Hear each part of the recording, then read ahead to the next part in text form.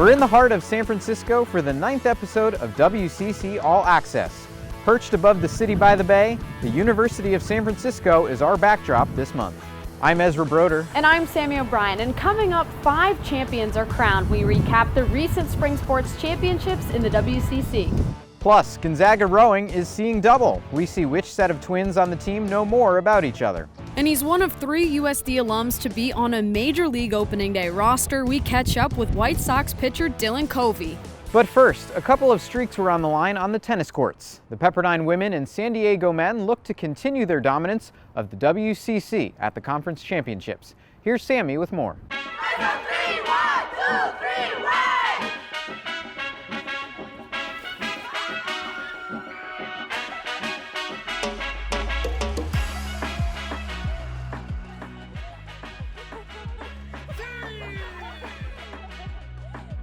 The Waves started strong, winning the doubles point with Pepperdine duo Ashley Leahy and Daria Kuchar clinching on court 2. From there, Anastasia Yamachkine, Jessica Fela, and senior and 4-time WCC champion Gina Milovanovic secured the hardware for the Waves of Malibu.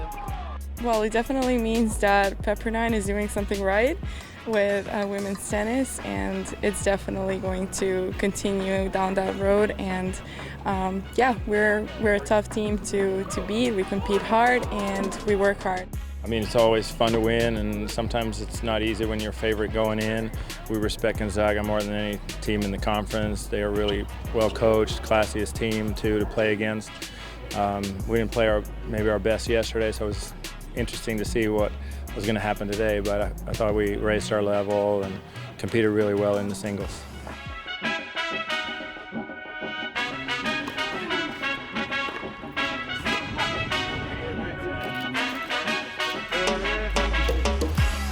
The 1-seed Toreros started by winning the doubles point over 6-seed Santa Clara. Into singles, USD dominated by winning by the final score of 4-1. WCC Player of the Year Gia Sorio and August Holmgren both completed and won their matches, while David Norfelt was the championship clincher on court number 5.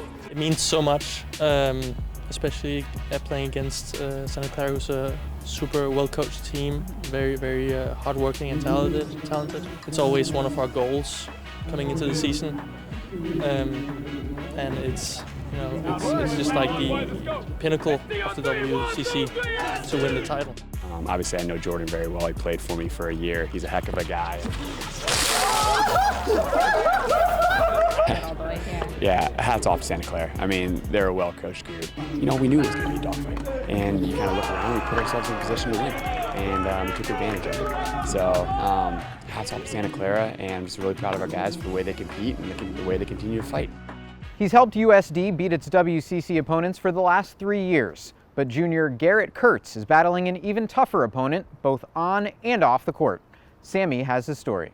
Thanks, man. Appreciate it. All right. This is connected to my body, and it's kind of like a little mini IV. This connects to a sensor right here that's right on my stomach. I was 7.5. Funnily enough, it was a few months actually right before I started playing tennis. Key symptom of diabetes is frequent urination, and also it's when you wet the bed. And so I had both of those. So we ended up going to the hospital. I ended up getting the diagnosis. My blood sugar was, the normal range for a diabetic is between 80 and 150. I was like above 300. And the key difference between type 1 and type 2 is a type 1 diabetic has no insulin production at all. Whereas a type 2, generally because you're eating so many carbs, you become kind of insulin resistant. And I had a lot of people come up to me after several matches because I wear an insulin pump, and they saw that and they're like, oh yeah, like what's that? And you know, I've heard you're a type 1 diabetic, and kind of at that age, 13, 14, I kind of realized, okay, like this is something that I deal with, but not in a negative way. That's something for me, it's never been like negative. It's always been something like, okay, you know, it's something I have, but it's something that I own. He ended up showing me the device. He ended up talking to me about it. Most of it went over my head. But one thing I did learn from it was that he manages it incredibly well. He's very serious about it. He's very passionate about it. And quite frankly, if he didn't tell you, you wouldn't know. Every single time I eat or any single time there's exercise, I have to make sure I know how many carbs I'm having. I have to cover the right amount. Like, I probably now have all the candy bars in 7-Eleven memorized based on how many carbs. I don't even have to look. I was really honored to receive that because I've never really been highlighted. I've never like received something, you know, for being a diabetic, and for me that was kind of just like awe-inspiring. I was like, wow. I'm a history major, chem minor, and what I want to do after school is I want to basically go into product sales and product design for a biotech company, and specifically a diabetic company. So for me, I'd love to start something where they have more support or create devices that are engineered towards athletes. You know, it's part of who I am, and it's you know, like I own disease. The disease doesn't own me. Time to take a break. When we come back, Sammy takes us down the coast to see what's making headlines on campus. And we head to the Sand, where Pepperdine looked to defend its title. More from the WCC Beach Volleyball Championship when we come back. WCC All-Access is brought to you in part by Nike. From the shores of the Pacific to the mountains of Utah, in the classroom, in the community, and on the fields of play, we give back. We lead by example. We represent.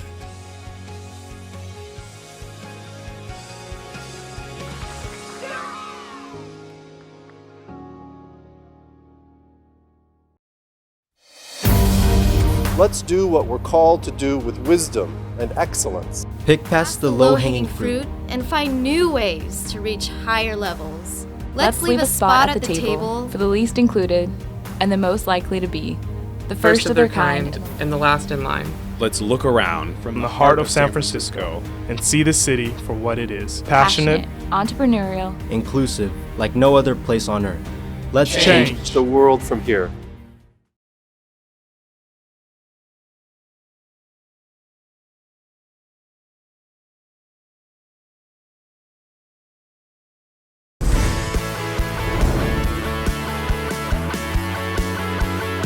We're back on WCC All-Access inside the new USF basketball locker rooms. I'm Sammy O'Brien. Now it's time to go down the coast and see what's making headlines around the conference.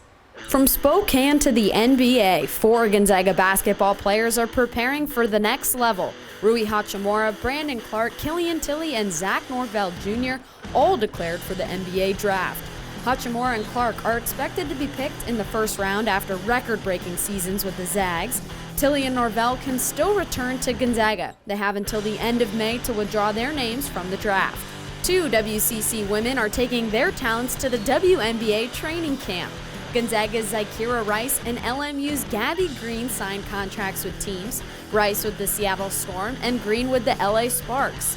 The regular season starts on May 24th, so good luck to both.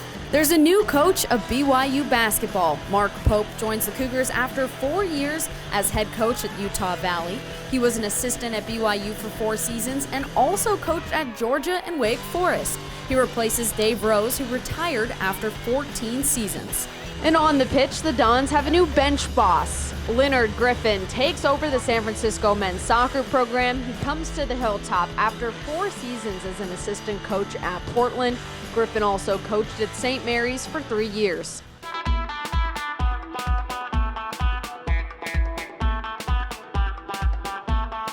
Well, it took 4 West Coast Conference beach volleyball tournaments, but the 2-seed LMU Lions finally dethroned Pepperdine.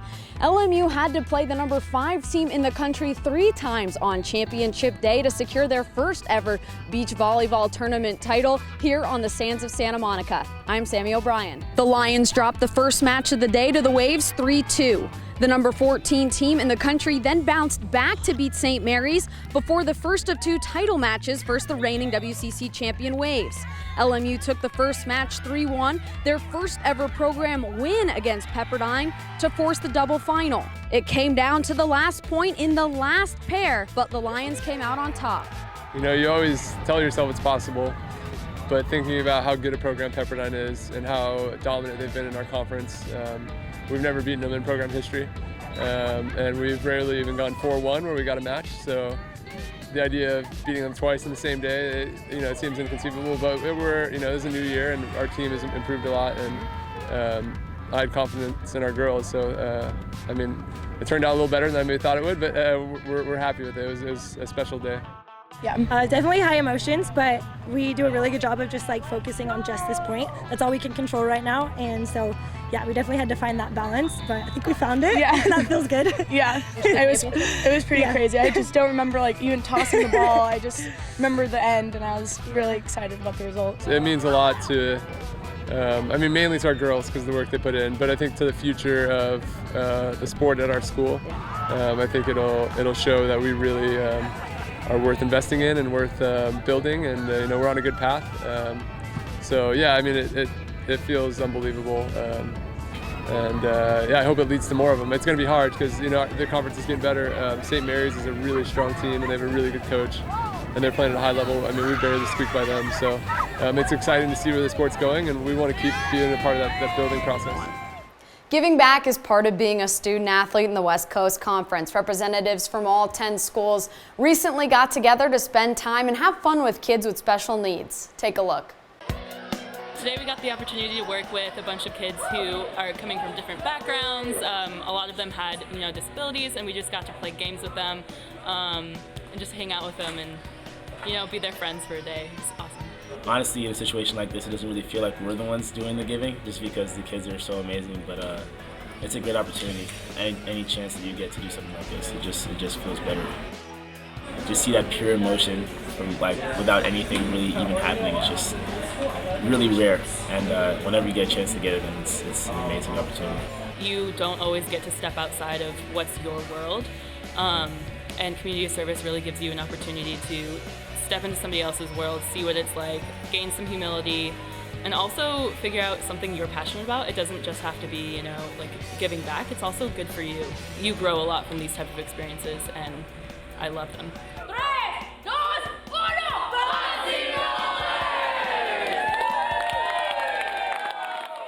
When we come back, what's been trending on social media? Some of the best tweets and posts are coming your way. And 2 more spring titles are won as the men's and women's golf seasons are coming to a close. We recap those championships up next.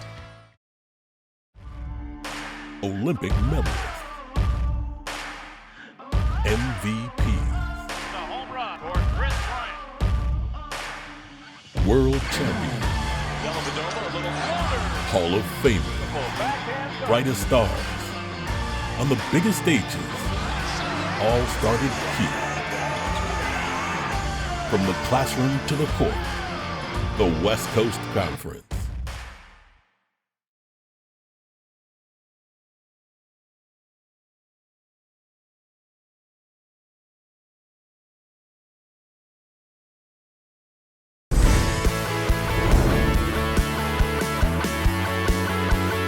Here are some of the best moments on social media.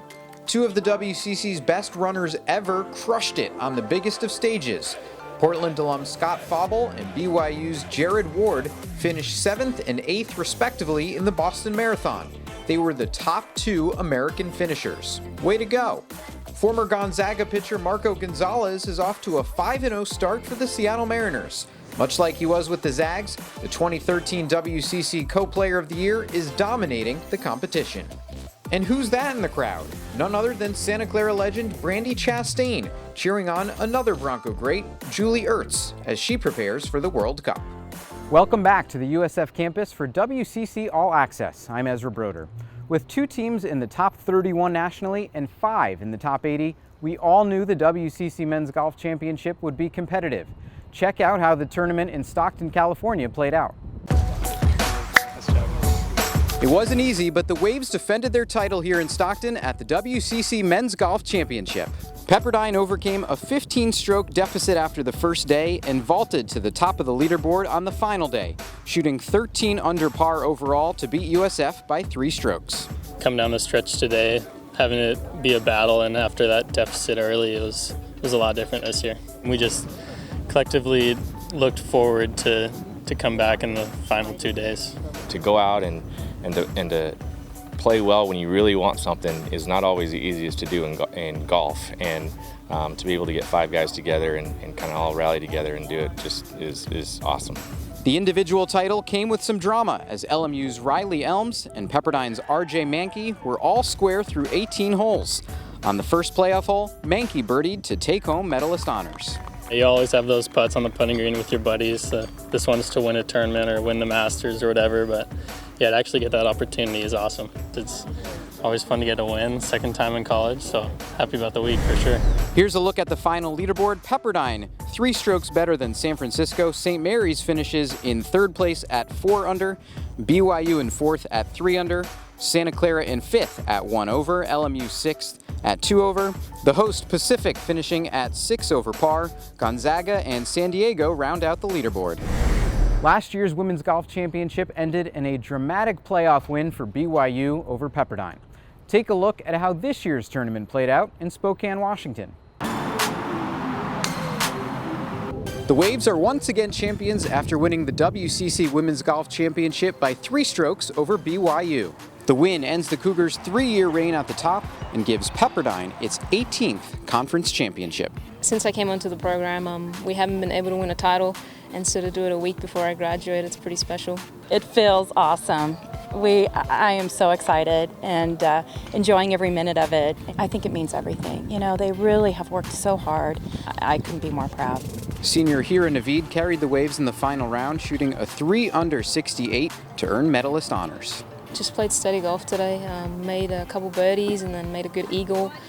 So that was good and just kept it going. Steady golf, as I said, the past couple days, and that's what wins it usually, so I'm pretty happy to do that. Here's a look at the final leaderboard. Pepperdine tied a conference record, shooting 285 in the final round, 25 over par overall. BYU 3 strokes back in 2nd place. San Francisco finishes 3rd at 36 over. The host Gonzaga finishes 4th, and Santa Clara in 5th. One of the 25 golfers competing at Manitou Country Club was Santa Clara's Emily Sumner. The sophomore scorecards look all the more impressive when you understand what she's fighting on a daily basis. Take a look. I've been playing golf since I was 5. Basically my whole family plays, so I just grew up playing. Emily Sumner's passion for golf turned into a dream of playing at the next level. But in 2014, her dream was derailed. I was having really bad coughing and a lot of fatigue. It kind of felt like my bronchus was just kind of closing in. All the doctors said, oh, you have asthma or something like that. I happened to be playing an AJGA in Maryland, and I collapsed and I couldn't play anymore because I was just so tired and I didn't have enough oxygen. So I ended up at Johns Hopkins, and they eventually diagnosed me with this condition. That condition is pulmonary alveolar proteinosis, or PAP. It affects just 1 in every 4.5 million people. I wanted to beat it. I didn't care what it took, but I just had a lot of determination and perseverance and positivity, and that helped a lot. Emily had lung surgery in Ohio to remove the protein buildup and began to play golf again. But her condition did not improve, and she needed another surgery 4 months later in Colorado. Along with the help of an experimental drug and an iron will, Emily regained her health and her golf game. I was just touched by what an incredible story, really defying the odds, and to be able to help somebody live out their lifelong dream of playing collegiate golf was something that was really important to me. The rising junior at Santa Clara still has some side effects while playing, like occasional fatigue or shortness of breath, but you wouldn't know it while watching her play. She's a grinder, so it's more reminding her to, hey, you need to ease off a little bit. That's more the challenge we have with her. But she's a competitor. I don't think I ever had it in mind that I would stop playing. She's a great role model, not just for our team and other students at Santa Clara, but for other people that are having health challenges, that you really can achieve your goals and your dreams, if you work hard and you find the right place. One more block to go. Coming up, Gonzaga has double vision. We put a pair of rowing Bulldog twins to the test. And from San Diego to Chicago, former Torero Dylan Covey is making a name for himself in the big leagues with the White Sox. More with him next.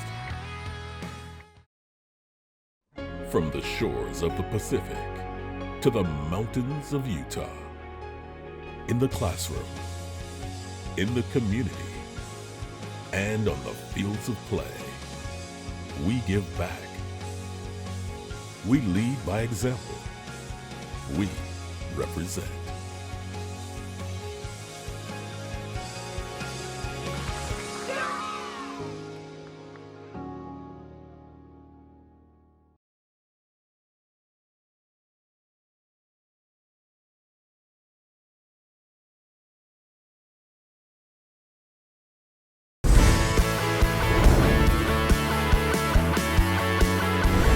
And here's what to watch for over the next few weeks. Gonzaga goes for its 5th straight WCC rowing title. The 7 rowing squads will gather at Lake Natoma near Sacramento, California on Saturday, May 18th. And the next week, the top 4 baseball teams will meet at Banner Island Ballpark in Stockton for the WCC Baseball Championship. The double elimination tournament starts on Thursday, May 23rd and finishes 2 days later. The whole tournament will be streamed on the W.TV. We're back on the hilltop for this month's WCC All-Access. I'm Sammy O'Brien. Holy Names Academy in Seattle has produced 5 current Gonzaga rowers, including 2 sets of twins. Let's learn more about the 4 seniors on this edition of Know Your Teammates. I'm Lauren English. I'm Lindy English. I'm Anna DeLucchi. And I'm Emma DeLucchi. We're the twins of Gonzaga Women's Rowing. Coffee cup. Just what? Coffee. Yeah. A can. A bucket. Coffee. Yay! Okay, good. Boathouse. A river. What lake is it? Oh, Silver Lake. Yeah. A lake. Yeah. What? Lake? Silver Lake. Yeah. Coxswain. Yes. A boat. Stroke seat. The coxswain. Yeah. Good. Oh, a launch. Yes. A canoe. A pontoon. What is that? A launch. Yeah. Yay! That's really bad. Christmas tree. Evergreen. Yes. Yay. Evergreen. Yeah, it is. Really? Evergreen tree. Oh, nice. Spike. Yes. No. What is a bulldog? Yes. A bulldog. Yeah.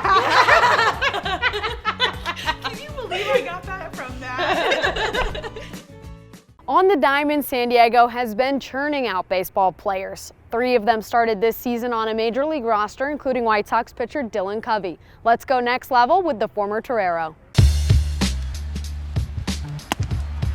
Swing and a miss, strike 3, and a good start for Dylan Covey. You know, that conference was getting a lot better while I was there, so we saw some big arms, some pretty big bats in that conference, and I think having that talent in the conference is what prepares you for pro ball, minor leagues, and then obviously professional major leagues. His coaching style, he's a competitor and he's a bulldog, and he wants his players to be the same way. He taught us a lot of resilience. We did some Navy SEAL training when I was there. He brought out the best in us, I think. I remember Marco was one of the guys that always shut us down at Gonzaga. We had a tough time, always had a tough time with Gonzaga, and he was a big part of that. He was hitting at the time as well, and he was a tough competitor, and I mean, obviously he's having a good year with Seattle this year. So when we were freshmen, watching him hit as a freshman, even you're like, man, this guy's gonna be pretty amazing. And then obviously what he did his junior year, you knew that he was gonna be a bona fide star. And it was pretty incredible to watch. We get together every spring training and hang out. Our wives are pretty close, so yeah, whenever we get together, it's pretty fun, and we relive a lot of memories that we had at USD. That'll do it from San Francisco. Thank you for watching WCC All-Access. We leave you with some of the best plays from the last month of action around the West Coast Conference. See you next time. Full count, 2-out pitch. What are you rolling with here? That one, a sharp shot to third. LaForestier's got it. The throw to first is high, but he's on the bag, and that completes a no-hitter for Ryan Shreve. The Lions are never a team that gives up easily, if at all. Sierra Marshall now with their first hit of the ball game. Will it be in time? A monstrous catch from right field, and that'll do it. Boy, I don't know if you can end the game on a more exciting outfield play. Bottom of the 10th. And this one driven to deep left center field. Going back is Smithwick at the fence. It is gone! Pepperdine wins! Olympic medalists,